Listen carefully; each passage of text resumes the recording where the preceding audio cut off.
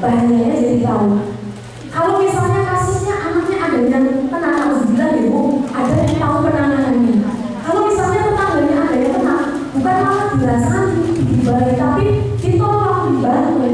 Caranya gimana? Nanti bawa ke BNN begitu ya. Jadi jangan takut lagi.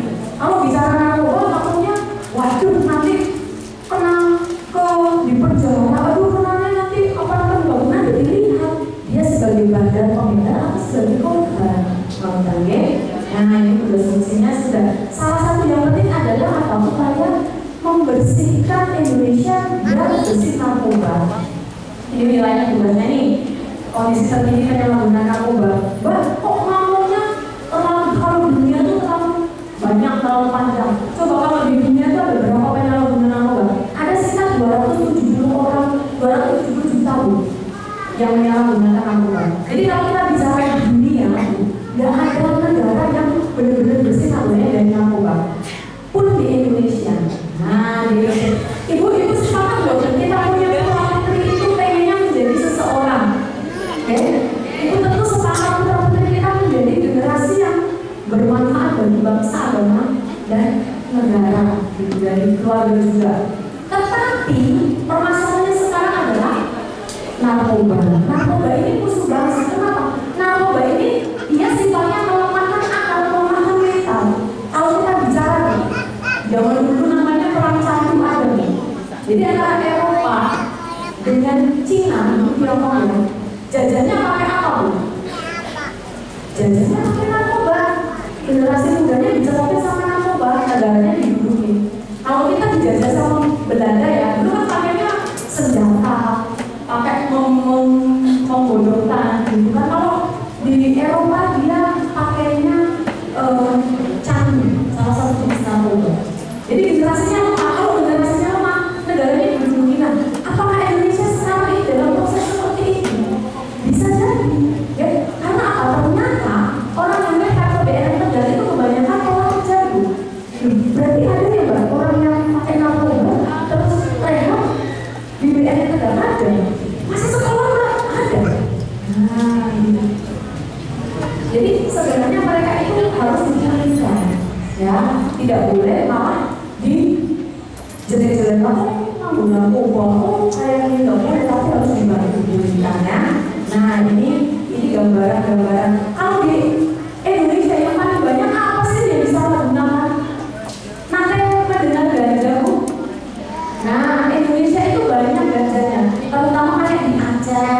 Ini ternyata paling banyak sudah digunakan. Nah, ganja itu gimana caranya dirokok Bu? Nah, makanya hati-hati, ada putra-putrinya yang sudah merokok Bu.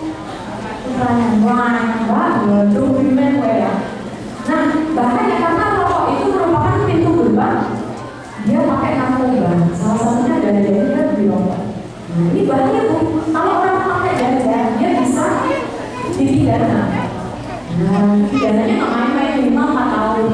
Kemarin Bu, ada anak usia SMA kelas 1 ke kantor kami, dibawa sama guru BK-nya. Ternyata dia sudah pakai namanya site, tembakau site. Apa namanya ya? Itu jenis narkoba baru. Site namanya, site atau gorila. Ya, dia ini saya menyampaikan karena ibu-ibu ini kan yang memegang peranan penting dalam keluarga ibu bapak. Jadi nanti ada bahasa site, ada bahasa cimeng. Ya, pasti kan HP anaknya, nah kok isinya kayak dia, nah paham Ibu. Cimeng apa leh? Cimeng apa toh? Sini apa toh? Nah jangan sampai anaknya bilang kok itu verbal Bu, nggak apa-apa. Nah kita nggak tahu, tapi kita percaya. Ya, karena dulu pas saya tugasnya di Sulawesi, Bu, saya di Toraja, itu ada anak dia kan ganja. Ya, bapaknya tanya, tanam apa Nah? Gitu kan dia pakai bahasa sama. Ini tidak bapak, obatnya baru. Ternyata ditangkap sama polisi. Ini anakku tanam ganja kok ditangkap ini. Ternyata namanya ganja. Nah, ini makanya yang perlu diwaspadai. Kita lihat kasusnya di Kabupaten Tegal, Ibu bisa lihat itu ada sekitar 36 kasus. Dan yang paling banyak itu bukan golongan narkotiknya, tapi golongan obat-obat berbahaya. Nah, obat berbahaya itu yang gimana? Nanti kita lihat begini, ya, ini. Terus kalau di Kota Tegal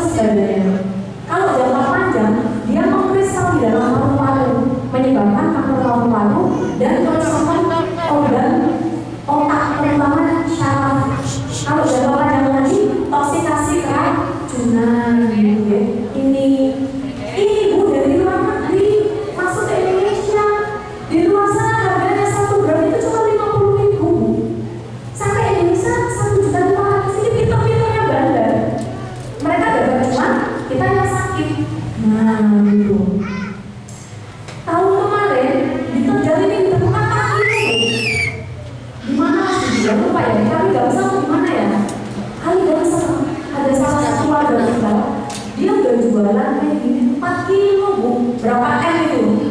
Ya. Sampah ini ya, sampah ini merusak otak Bu, ini merusak otak luar biasa. Bahkan kalau jangka panjang ini kematian, masalah Bu, ini racun. Jadi ini bisa untuk obat nggak bisa, ini yang narkotik ya golongannya racun gitu. Termasuk tadi ganja, termasuk tembakau sintetis, banyak jenisnya, ada ratusan. Kalau di dunia berapa barang itu? Ribuan. Nah, ya, ini contohnya. Yang bahannya ganja, ganja itu luar biasa. Dia efeknya berbanding Bu sama sabu, ya ganja. Nih, tadi penggolongannya nih, golongan 1 itu yang nggak bisa untuk medis. Yang kalau kita pakai racun jadinya ini golongan 2 tadi Bu yang sesa, itu pakai yang golongan 2 Bu, ya boleh untuk medis ini. Nah, sunat juga, bapak-bapak kalau dulu sunat disuntik boten apa zaman dulu virus ya, itu ada antivirusnya, ada narkotiknya sedikit ya, nggak apa-apa, itu antivirus ya, nggak boleh itu disalahgunakan. Nah ini deh, nah lanjut lagi, jenisnya banyak Bu, sabu ekstasi, ini sifatnya yang merangsang otak bekerja kencang. Ada narkotik yang efeknya apa lagi Pak? Depresan, menenangkan. Nah ini yang lebih banyak disalahgunakan anak-anak muda. Kalau pakai ini katanya pengen mabok, minum ini penenang. Iya, kalau pakai ini jadinya tenang. Halusinogen, misprosesi panca indera, apa yang dilihat beda sama yang seharusnya gitu. Ya, ini jenisnya banyak Bu, banyak sampai kalau bilang itu ada yang dicampur makanan, kemarin ada yang dicampur keripik pisang, kemarin ada yang dicampur sama tepung ayam goreng di Bogor. Jadi bandar itu pintar-pintar Bu, supaya mereka dapat uang, entah yang sakit gitu. Ini ganja ini ada yang dicampur sama brownies, ini di Jepara kemarin kita. Nah ini tembakau sini Bu, yang tembakau gorila.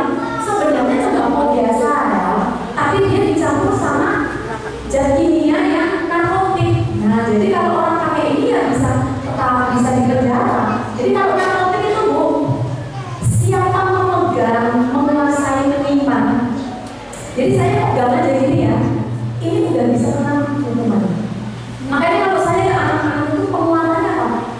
Harus berani menolak. Nanti ibu sampaikan ke anak-anaknya. Nah, kalau diajak sama orang asing berani menolak. Kalau ditawarin uang untuk mengantarkan barang, aroma sen, telur sen, petang sen, gue ditolak. Gede sih tapi memang gitu. Ditolak, harus ditolak karena kita nggak tahu. Siapa tahu barang yang diantar itu adalah sabu atau narkotik. Kemudian kalau diajak orang asing tidak kan harus menolak. Dikasih barang, dikasih jajan harus menolak. Orang asing yang tidak menolak. Nah, itu penguatannya ke anak ibu nanti disampaikan. Meskipun sudah SMA, usia SMA, usia SD, usia kecil ini sampai SMA sampai kuliah, itu ibu-ibu bapak-bapak harus bisa mengajak mereka untuk bercerita. Ya, jangan pulang sekolah di kamar main FF, main TikTok, main streaming, nggak ada ngobrol. Siapa yang ngobrol di warung malam sini coba beri tangan. Ya, bagus Bu. Pokoknya diajak ngobrol Bu, diajak bercerita apapun yang mereka alami. Beda halnya kalau nanti mereka sudah menikah ya Bu, jangan diajak ngobrol rumah tangganya, gabung ya. Jadi kalau usia remaja sampai 20 tahun itu harus banyak bercerita sama orang tua. Saya sampaikan satu kasus ya Bu. Ada seorang cewek kenalan sama cowok di Instagram, di medsos. Ini terjadi Bu. Kenalan di medsos. Setelah kenalan, pacaran Bu, pacaran online. Nah, nggak ketemu tapi bisa kirim-kiriman foto lah. Sampai akhirnya cewek ini mengirimkan fotonya, mohon maaf nggak pakai baju. Nah, akhirnya cowoknya itu, wah ini cuan duit. Akhirnya cowoknya itu memeras ceweknya. Kamu kasih aku 500.000. Kalau kamu nggak kasih, nanti fotonya disebar. Ceweknya nggak berani ngomong sama orang tuanya sampai dia minta uang terus. Akhirnya ibunya tidak kenapa ya. Akhirnya dicek ternyata uangnya itu dikirimin ke pinjam. Akhirnya dilaporin ke polisi. Cowoknya ini dilakukan penyelidikan di mana? Ternyata dia di penjara. Nah, kok bisa bawa HP ya di penjara itu ya? Itu kondisinya. Dia pakai HP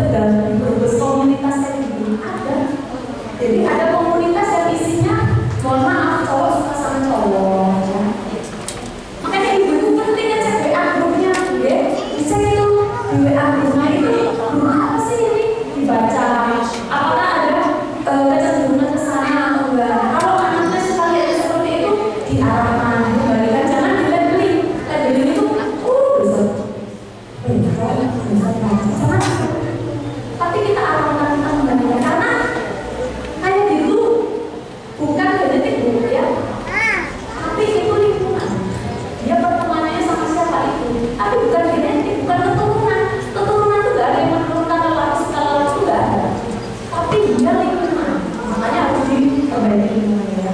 Saya sampaikan ada di beberapa ini kondisinya seperti ini, kita waspadai pada anak. Nah, contoh satu tadi juga ya, bentuknya banyak banget sih Mbak. Iya, ada juga yang pil-pil. Nah, ada yang bentuknya seperti perangko.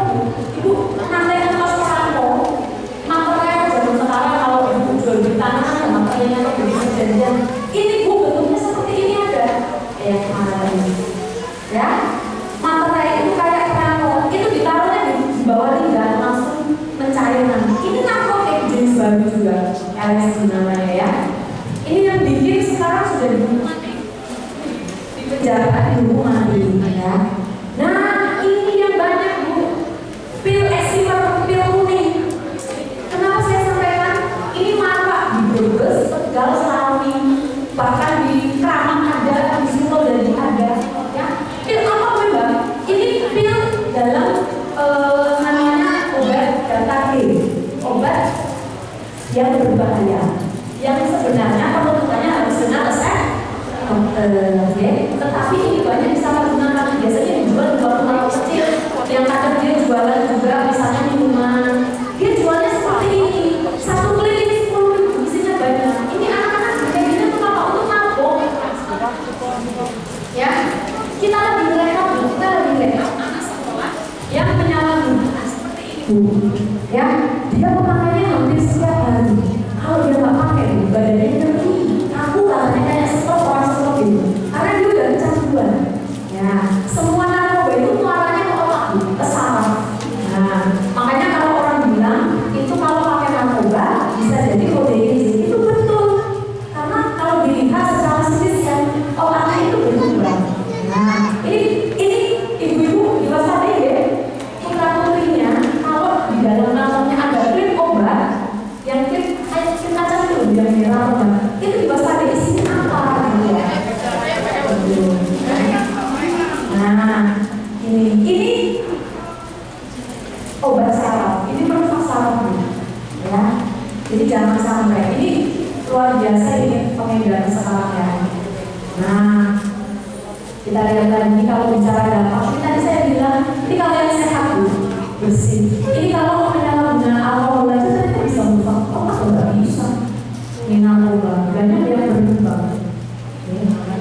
Nah, kalau ciri-cirinya gimana Mbak orang pakai narkoba? Kalau bukan barangkali mau melihat, mengidentifikasi, melihat ciri-cirinya orang pakai narkoba, matanya itu dilihat. Kalau dia masih berani menatap kita lawan bicaranya, masih baik.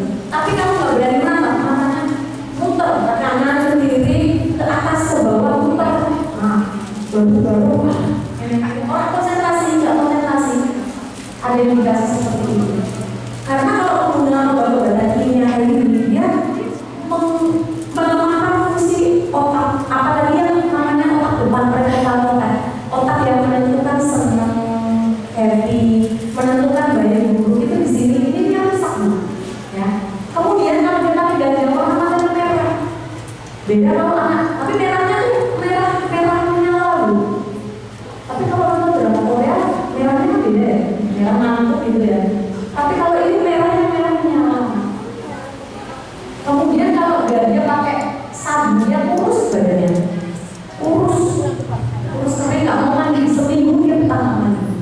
Dia menyendiri karena ini ya ciri-cirinya, suka bohong. Ibu kalau melihat anaknya bohong atau kan ditatap matanya. Ya kalau dia udah biasa tangan kiri kan ada kecenderungan itu bohong gitu ya.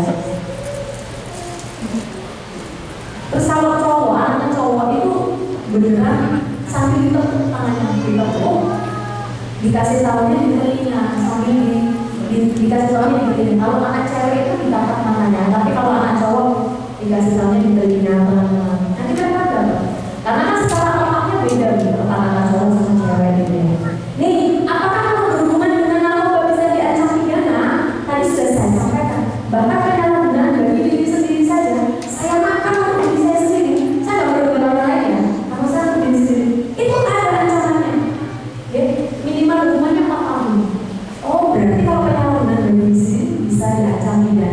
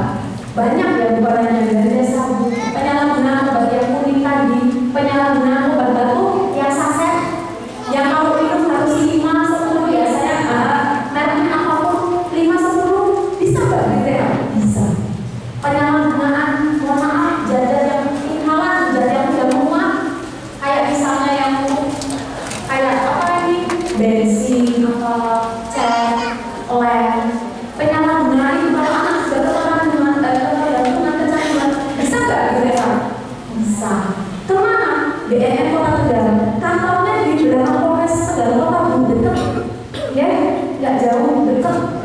Bayar mana? Gratis, ya. Jadi gratis. Beda halnya nanti kalau ibu nggak melapor pas transaksi, belakang itu narkotik ya, transaksi tadi tembakau sidik transaksi ditangkap polisi atau ditangkap aparat penegak hukum. Nah, di situ katanya barangkali ya yang menyampaikan ya, ini barangkali ini harus direhab tapi bayar segini juta. Nah, terus dia dari ke BN, padahal kan nggak minta, padahal itu gratis ya. Uangnya dari mana? Dari pemerintah. Pemerintah uangnya dari mana? Jadi ibu yang bayar pajak. Nah, ya, jadi kalau ada yang oknum ya minta uang untuk kasus narkoba, kalau direhab ya itu gratis. Kecuali rehabnya di swasta yang punyanya ustadz, kiai atau pondok atau apa, itu ada mungkin ada uangnya. Tapi kalau punya pemerintah sampai saat ini gratis tuh, ya. Makanya kalau orang kadang kalau mikir bilang narkoba itu mikir takut, karena apa? Kok kena kasus duitnya kan akeh puluhan juta ya. Kalau yang seperti itu oknum Bu, karena secara proses hukum itu nggak ada biaya, paling biaya mungkin transportasi atau apa ya. Tapi proses hukum itu sebenarnya nggak ada biaya. Nah, kecuali ibu yang ibu, jangan di penjara, nanti saya berani bayar berapa gitu. Akhirnya tergoda oknumnya, ya udah Bu nggak di penjara tapi bayar segini. Nah, ibunya mau, ibu juga ikut dalam proses suap itu berarti ya enggak. Tapi beda halnya ketika ibu tahu ada lingkungan yang kena narkoba, ibu sadar, oh kita harus melapor ke BNN. Nah, nanti kita pulihkan, kita rehab, tidak dipidana, karena kita prosesnya medis dan sosial. Ya, paham ibu sampai di sini? Jadi kalau ada yang seperti itu berani melaporkan dokter? Berani ya, nggak apa-apa, nggak bakalan dipenjara. Nah, harus melapor. Nah, ada lagi Bu ya, di peran serta masyarakat. Ya, jadi masyarakat ada yang tanya nggak Bu?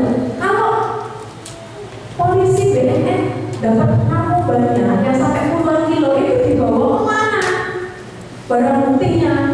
Ada yang tanya gitu nggak? Kita musnahkan Bu ya, kita musnahkan dengan alat inisiator 1000 derajat, dibakar, ditutup. Nanti kalau dibuka kayak semua ya, ditutup. Nah, ditutup. Ini pas itu saya lihat sendiri nih Bu, pemusnahan sabu 27 kilo. Ini hukumannya 20 tahun, 20 tahun penjara, ini 27 kilo sabu ditutup. Nah, dari dimusnahkan.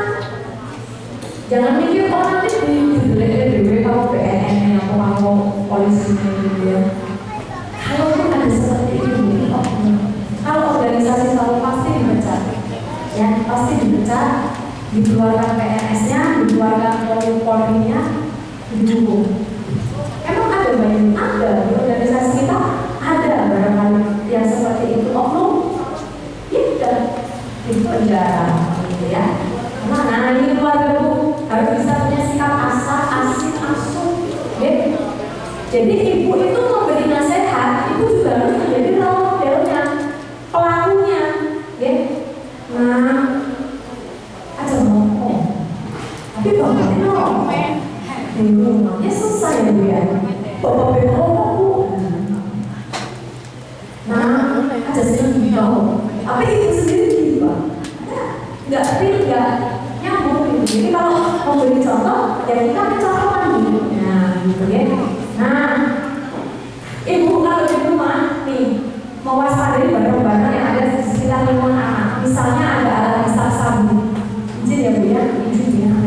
Sabu itu bom, alat bom itu yang penggunaan sabu. Dia seperti ini tapi dia pipetnya 2. Apa ini sedotannya 2, botolnya dilubangin 2. Itu ibu wajib curiga, itu bisa saja namanya bom, alat penggunaan untuk sabu. Ya. Kemudian di kantongannya anak-anak cek, kemudian lihat temannya Bu, karena menurut penelitian orang pakai narkoba itu karena teman, karena pergaulan. Nah, ya Jadi bareng-bareng. Terus kalau ada perubahan perilaku yang awalnya baik jadi sensitif, awalnya baik jadi emosional. Oh, tuh kamu lombok, boy, dia jadinya galak, jadinya temperamen. Itu ibu harus sadar. Bisa gadget itu bisa bikin anak temperamen, ya.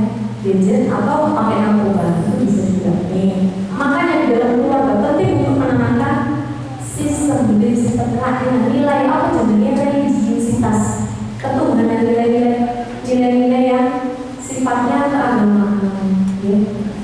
Kemudian ada namanya komunikasi di keluarga. Nah, nih, ya.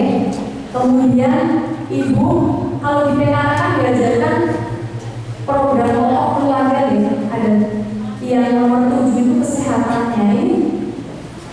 Pencegahan narkoba merupakan salah satu juga dari itu. Jadi ini kewajiban sama. Terus kemudian Bu, jangan lupa memberi pujian kalau anak kita berprestasi, anak kita melakukan sesuatu yang bagus. Bu, dapat nilai bagus. Gitu dong. Bu, ini dapat. Ayo wis. Ya wis. Tapi ibu harus memberikan respon. Oh, pintar ya, anaknya ya. Dapat nilai berapa? Oh ya besok ini ya. Yaudah kita jajan, diberi apresiasi dan reward, gitu ya.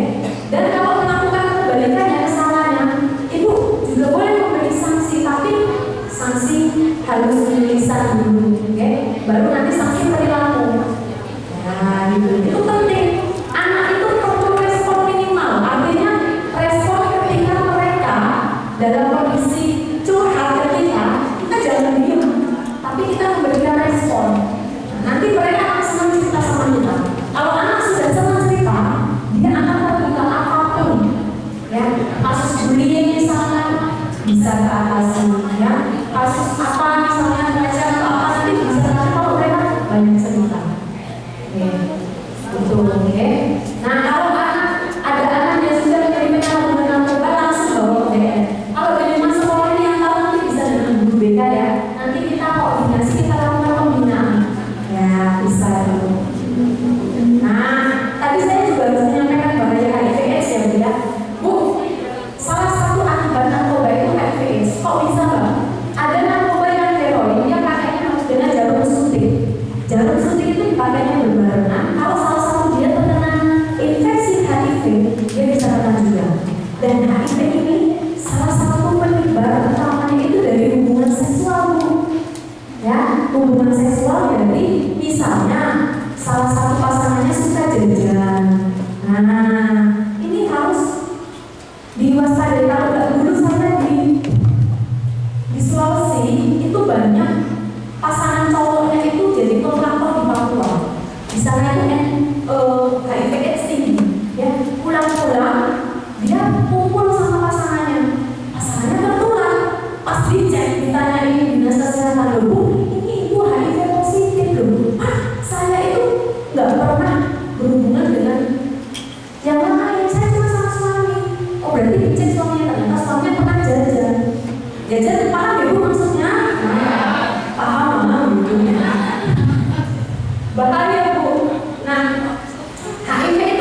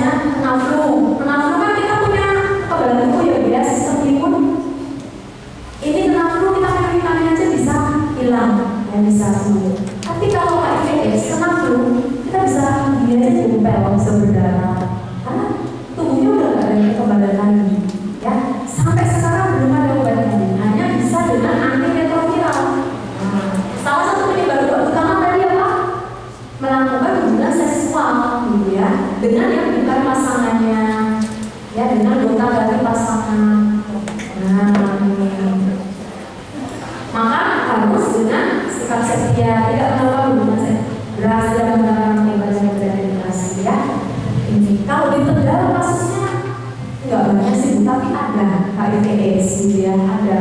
Karena memang kita lihat juga ya di sini juga banyak tempat-tempat hiburan yang misalnya dia menyediakan banyak mungkin ya yang cewek apa yang mungkin bisa berubah ini bersama ya AIDS. Jadi kalau AIDS karena AIDS kita udah nggak bisa melawan virus yang masuk ke dalam tubuh sampai akhirnya meninggal.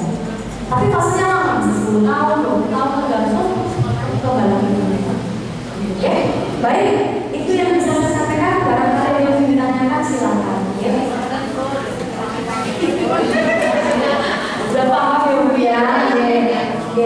Tapi Bu, kalau saya tidak sampaikan ini, kita nggak ada yang bisa menjamin anak kita ke depan generasi kita bersinar. Makanya kita perlu menyampaikan ini biar apa? Kita paham, kita memberikan daya tangkal kepada keluarga kita. Ya, jadi kalau ibu ada kasus narkoba di lingkungannya, ibu harus berani berbuat. Wah, kalau bahaya ya. Ya, jangan dibiarkan. Ya, oke. Terima kasih. Saya akhiri. Billahi taufiq wal hidayah. Wassalamualaikum warahmatullahi wabarakatuh.